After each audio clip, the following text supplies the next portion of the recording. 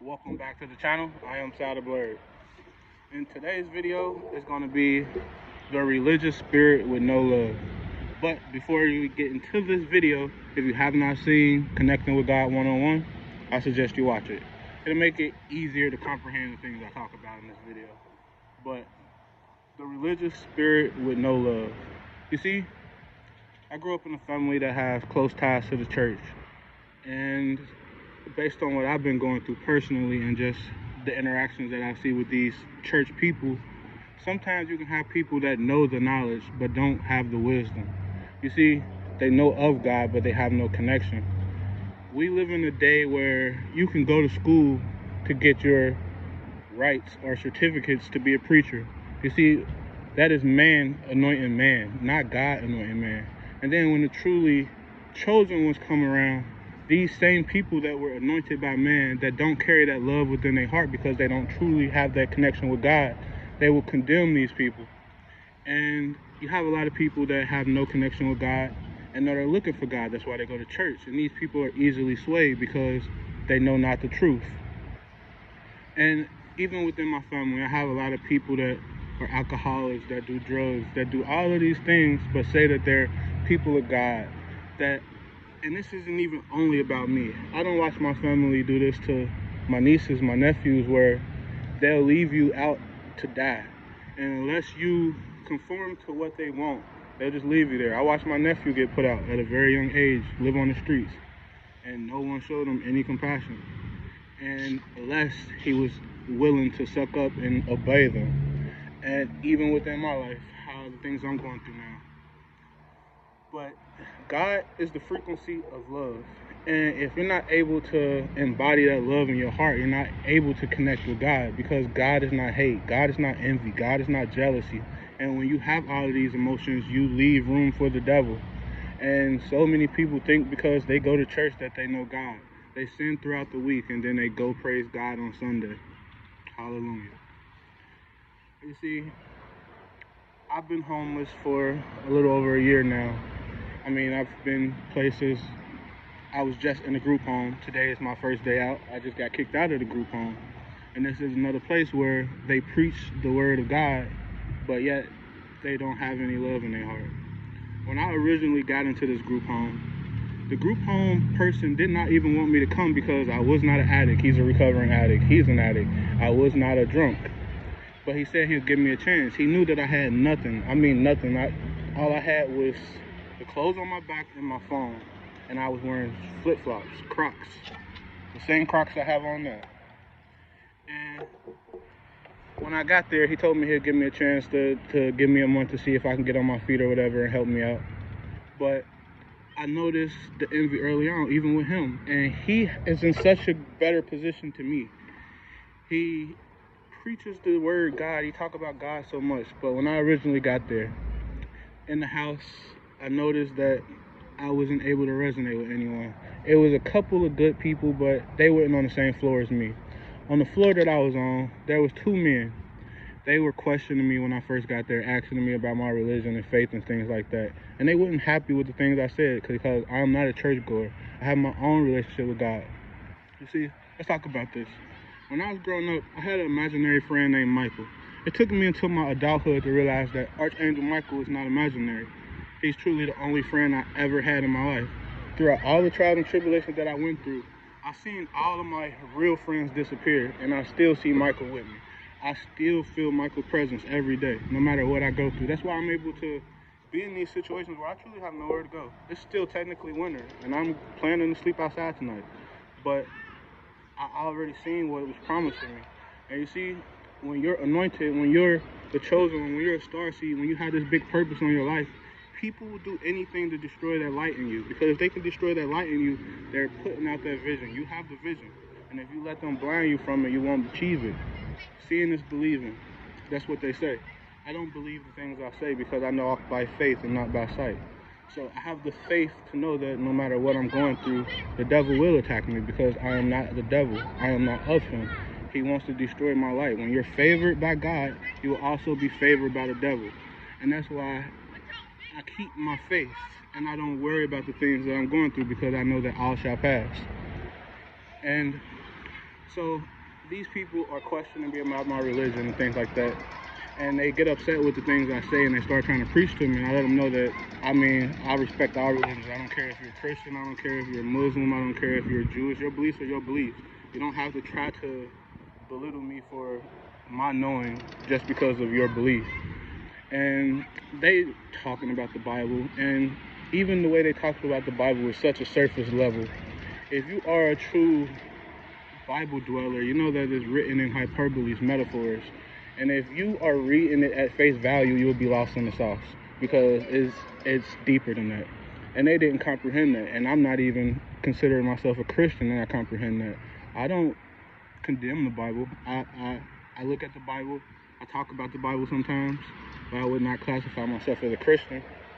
I grew up in a Baptist household, but I don't classify myself as a Baptist. I just consider myself spiritual. At most, I would say I'm a shaman. I like Indian, you know, I feel that Native American essence within myself. But that's off topic. So when I originally got there, I had no food. I'm a strong believer. If my enemy is hungry, I will feed you. If you are thirsty, I will give you water. I will be blessed regardless. These same people would congregate together and purposely invite everyone in the house to eat other than me, knowing that I had no food to eat. But it's okay. In my hunger, I meditate, and it get me closer to God. When I finally got to the free store and I got my own food, these same people that would always have meals without me would ask me for pieces of my food. Like, can I use this cheese? I would feed them, even though they had their own food, because I'm blessed regardless. And it's like the more I shine my light and they see that no matter what they did, it didn't affect me, the angrier they got with me. To the point where they would not speak to me. They wouldn't speak to me. We had to go to like NA or AA at least 4 times a week because it's a group home and that's part of the requirements, like a sober living thing. And I don't need these classes, but yet I still attended them. So they know that some of them was far away and I didn't have bus fare at the time. So they would purposely get together and go together and don't invite me just so they can sit at the meeting and laugh when I didn't have all of mine completed. They would do these things thinking that it would affect me, but I told them my name is Salim. For those who don't know, Saldablerd is my online name, but my name is Salim. Salim is a Muslim name. It means one who's at peace. During one of the Tuesday meetings, I let them know. This was after the meeting when I missed the things and the dude caught himself scolding me.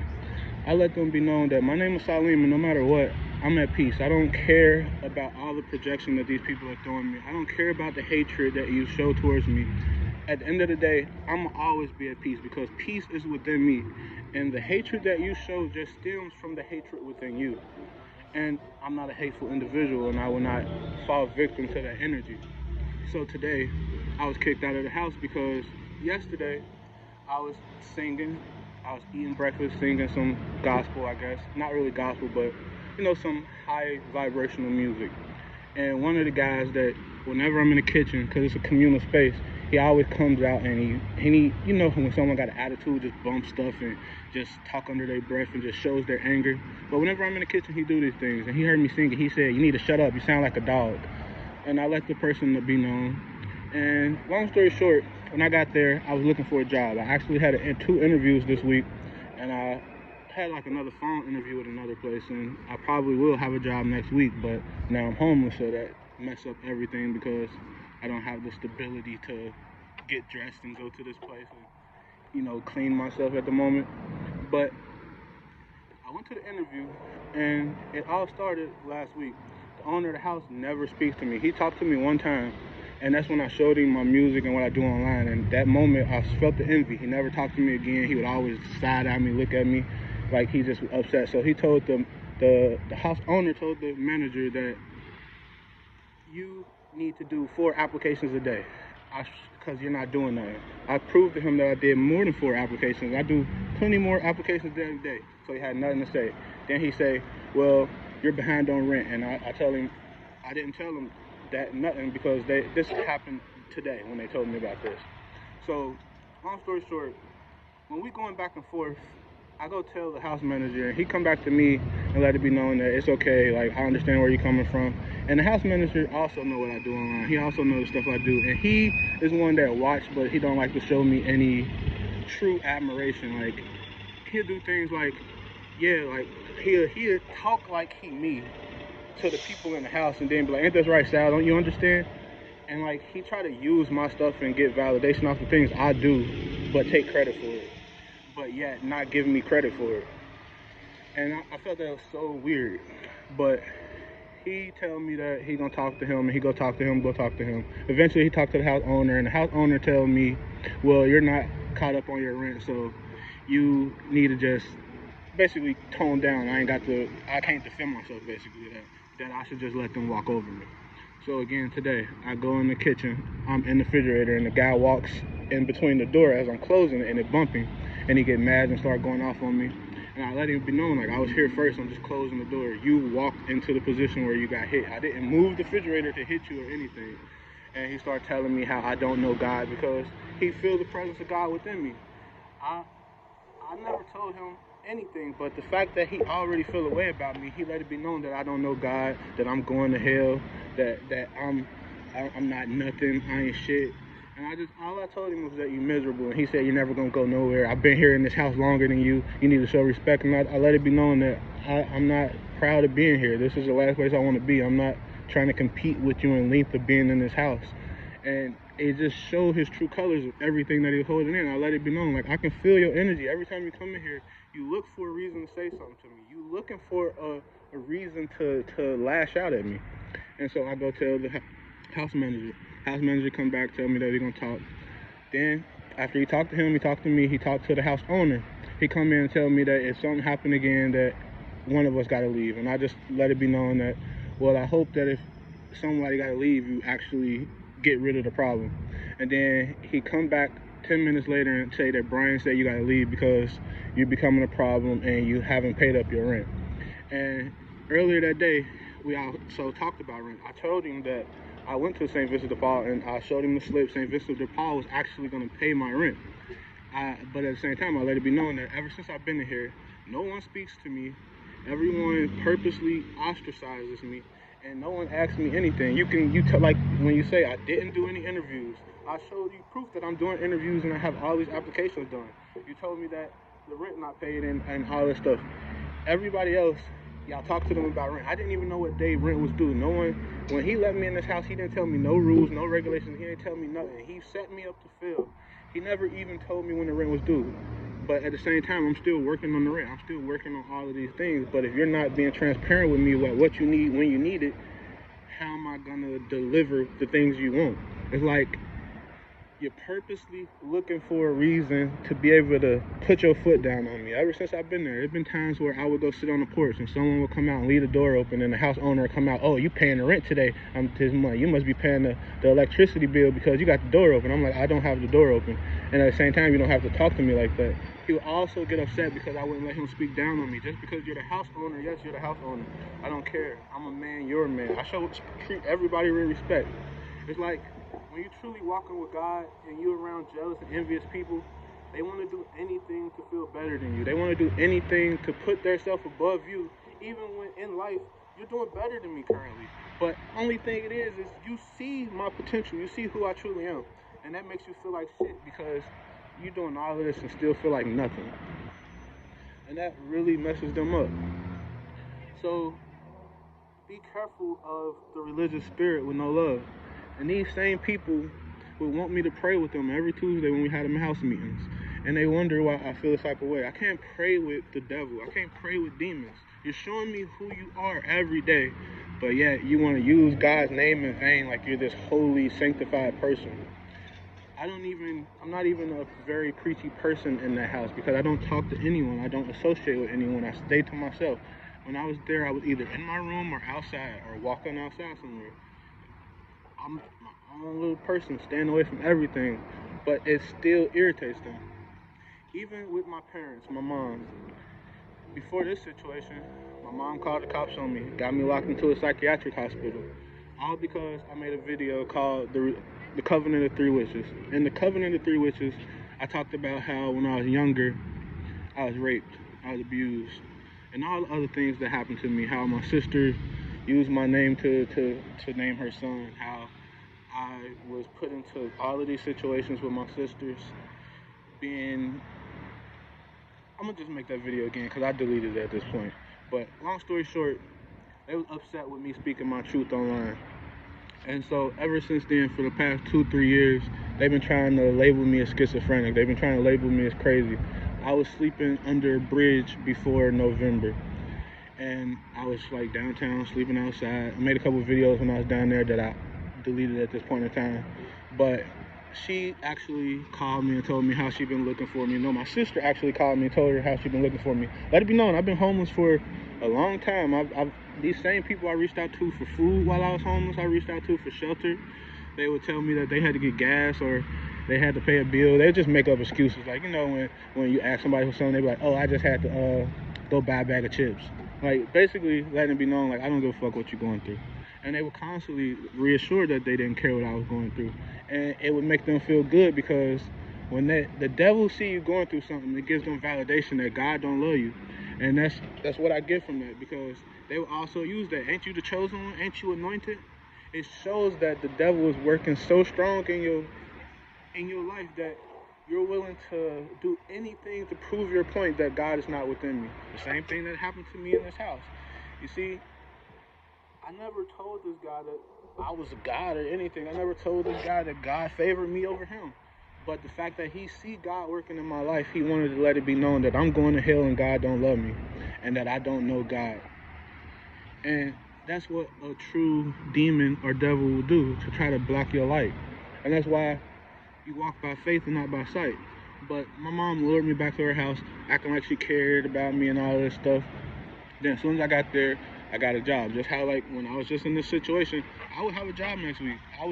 When everything is going good and they have nothing to say, then they got to amplify everything. So, like, when I proved that I had jobs coming in line, when I proved that I was working on giving them the money, they had to amplify, well, no, you getting out now before I can even pay you.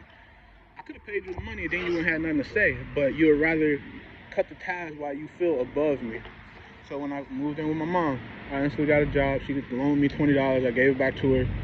She started charging me $400 a month instantly. I thought she was trying to help me, but I'm not complaining. It's still helping me. I'm off the street. She gets upset with me. I'm cleaning up. I'm cleaning the house after her and my sisters. Every weekend they have a party. They watch the Bad Girls Club every Sunday. Cooking. Don't clean up after themselves. I'm cleaning the kitchen. I'm cooking. I'm going to work. When I first got there, I was originally just cooking and cleaning, helping them out around the house. And she didn't even want to say thank you. She said, that's what you're supposed to do. Like, she would, no matter what I did, she would try to make it seem like as if she has to show no praise. Like, she can't be thankful for the things that I do, as if I owe her something. Even when I started to give her money, it's like it's never enough.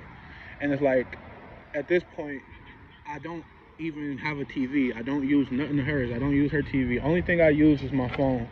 I don't watch television. I don't watch movies. I don't have a gaming system. And she would tell me my electricity go up.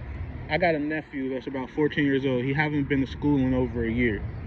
And he's socially awkward at this point. I let it be known that he needs to go back to regular school. Like, he needs to be around kids. But the reason electricity was so high is because this kid get to stay in there all day, play video games, eat snacks, eat the food, and I get blamed for it because I'm there. It's just a scapegoat thing, because they want a reason to be able to try to condemn me, to try to speak down on me. And I let it be known, like I don't use your electricity. I use one socket to charge my phone. Like, he's up all night playing video games. He'll play his PlayStation while being on his computer and on his phone, and every light in there on. But you're trying to complain with me. And even with that, I don't even eat your food because you got a problem with me eating your food. Me giving you $400 a month is enough to pay for the electricity, all of it. It's enough to pay the electricity bill. And it's still extra knowing that I don't have nothing. At the time, I didn't have nothing either. I wasn't even able to get the things I needed, because as soon as I got the job, I'm paying you all of this money. And then when you have nothing to say, I stopped cleaning up. I stopped coming out the room. I stopped engaging in the house. Now it's a problem because I'm not doing nothing. Yet I'm not even interacting with y'all. I'm staying in the room. I'm staying to myself to avoid the problems.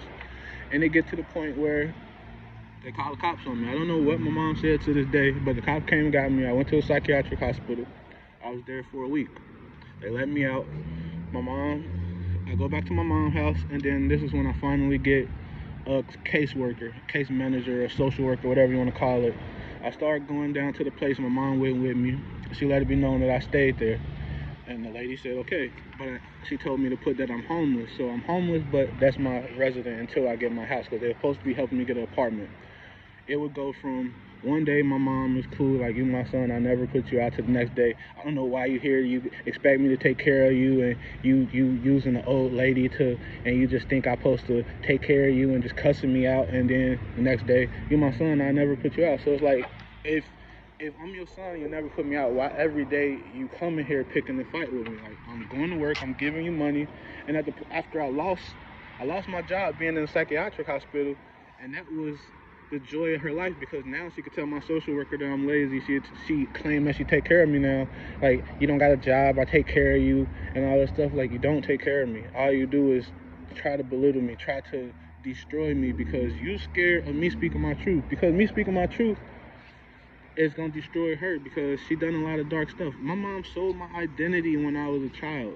When I got my first apartment, I had $11,000 in electricity debt in my name, and the name was Rosetta Brown, which is her sister. She gave my social security information to her sister just so she can get her electricity on. There's a lot of other stuff that she did to me. I'll make a video about it if y'all want to hear about it. But the fact that I speak about these things, they want to condemn me. They want to make it seem like I'm schizophrenic, so they doing all of these things. So after being there for about 2 weeks, she eventually called the cops on me again. When the cops come, they got proof that I belong there, that it's my residence. They tell her out. Long story short, I got all of this recorded too. This whole conversation with the cops was about 40 minutes. But the cops tell her that I have the right to be there, and it is my permanent residence, and she can't put me out. If she want to put me out, she has to basically evict me. She got to go write some form of eviction. So, long story short, the cops try to leave, and while they trying to leave, she started ripping everything out the room, like tearing the bed up, just like unplugging and stuff. And all I did use was the bed. Yeah, I laid in the bed, but I didn't use a computer. She started unplugging the computer and things of that nature. And the cops looking at her as if she's crazy, but it's her stuff. They just leave. So I started helping her. And then she run out there to the cops when they get in the car, and she tell them that I'm breaking her stuff. They come back in. The bed that I stayed in or laid in was like a bed that can fold up, and it would be just a cabinet. It was like a little twin bed. I'm 6'4", 240. My legs would hang off of it and everything, but it's like a little bed that you can fold up, and it got these clamps, and it just looked like it was a drawer set. But once you take the clamps off, the bed will come out. So I'm helping. She basically stopped dragging the bed out in the middle of the door. So I have to either pull it back in or pull it out to get out. So I pull it out just to help her out, take it, put it against the wall. Then the cops come in and ask what happened, and she showed them that. But at the time it's unlatched, so the bed is out, and she's trying to put it back up, and it keeps falling down. But in order for it to stay, you have to put the latch on there. And so she telling them that I'm broken, and the cop looking at her, and he tried to do it, and he latched it, and he said, all you gotta do is latch it, it's not broken. And she's like, I know that. And he looking at everything and say that it's nothing that's broken. Like, and I tell the cops in a calm voice, because ever since I got there, they saw that, one, they got history of all of the cop calls.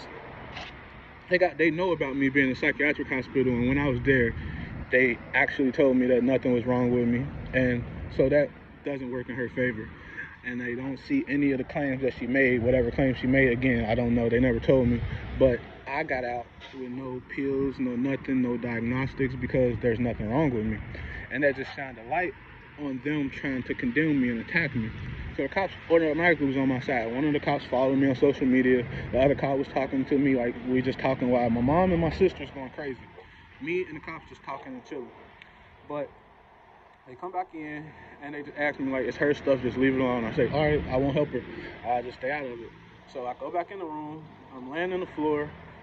Everything's destroyed, but I'm still at peace. I'm laying on the floor, wrapped up in a blanket. She come, grab the blanket, and dragging me across the floor. This is my blanket. Don't use my blanket. And then it took everything in me not to kick her, but I did.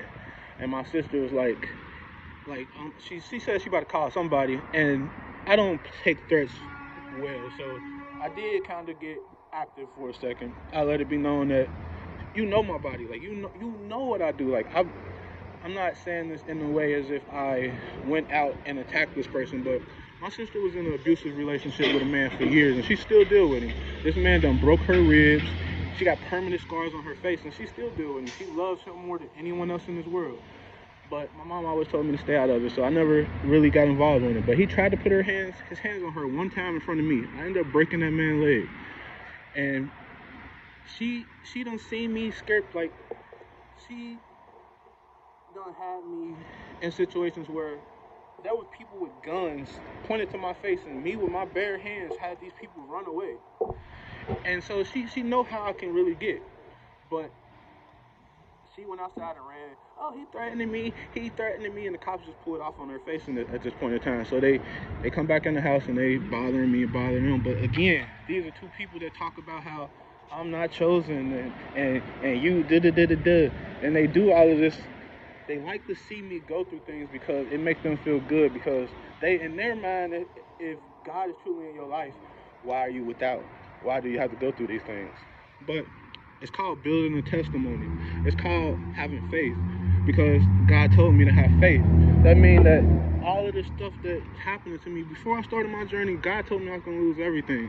I originally took it as like, I'm going to lose a couple, like my shoes, my clothes. I lost my family. I lost my fake friends. I lost employment that I used to have because I'm not meant for that.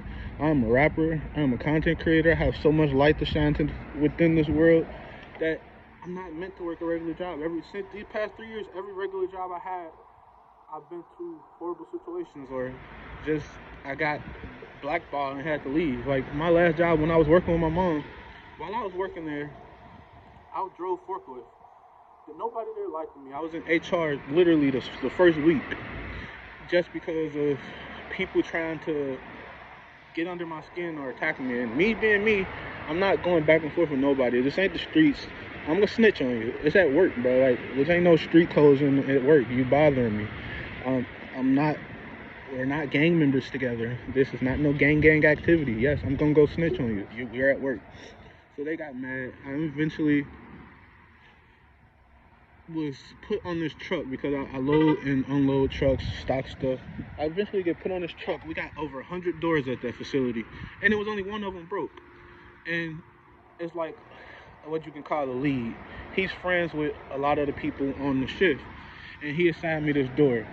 And when I check the door, it doesn't lock, so I let it be known. He's like, oh yeah, that's normal. We still use it.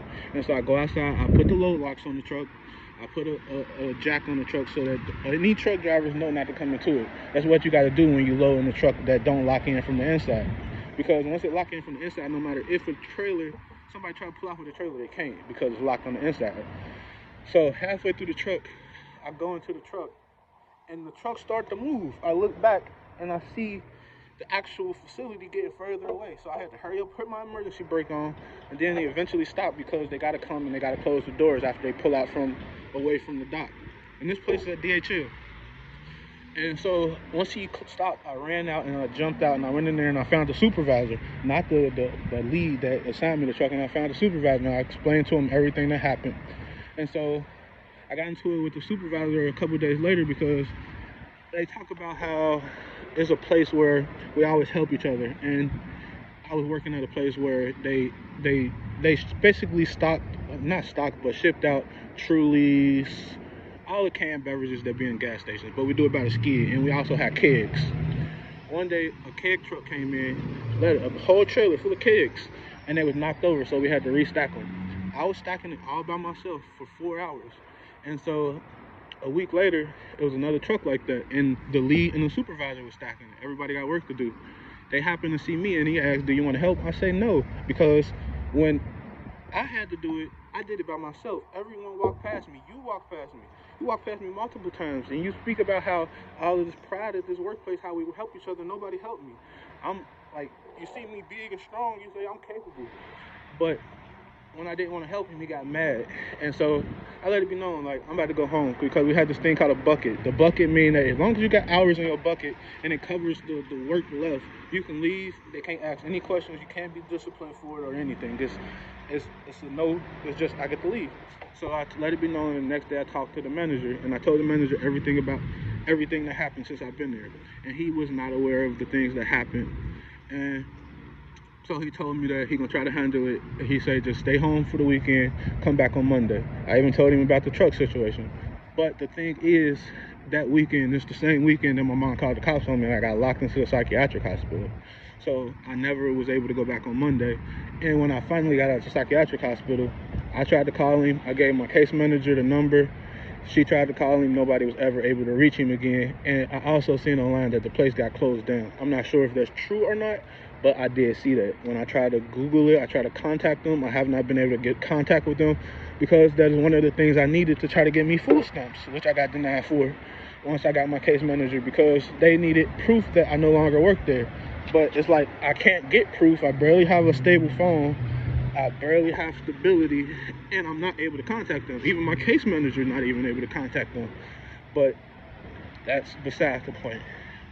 But the point I'm making is, even the devil know God's name. Even the devil know God's teaching, you see? But if you're not able to embody love because God is the frequency of love, you're not connected to God. And there's so many hateful people out here. The world is full of hate. And real, true compassion, because that's what love is. Love is compassion. Compassion is rare. You see, I can see anybody going through things, and I feel compassion for them. I'm willing to help a stranger. I'm willing to help even my enemies at times because I'm blessed regardless. But when you see somebody going through something and you gotta feel above them and you want to force them to go through things just so you can feel validated within self, that is the furthest thing away from God in the world. That is the furthest thing away from love. That is literally hate. That's just being hateful. And there's so many hateful people in the church. There's so many people in the church that use the word of God in order to make people feel less of themselves. And that's why I stay away from the church. I'm not saying that there's no good churches in the world, but I have not been to every church in the world. I have not even been to every church in my city. So again, I respect all religions. I have no problem with any religion because you can find the way to God through the church. But at the end of the day, on that journey, you're going to have to go within because my temple walls are the surface of my flesh. My pride cannot be suppressed. You see, God is within us all. But if we're too busy looking outside of ourselves, looking in a book, looking at a church hurt, asking the preacher, asking the reverend, looking for the deacon to help us find God, we're never going to find him until we go within. You see, finding God is forgiving yourself for the things you've been through. Finding God is connecting with that inner child within you that you suppress. You see, finding God is finally healing and connecting with your higher self. But I hope this conversation has been nice. I am Saldablerd. Gaia is streaming on all platforms. I just hit the ground. I flew through a portal.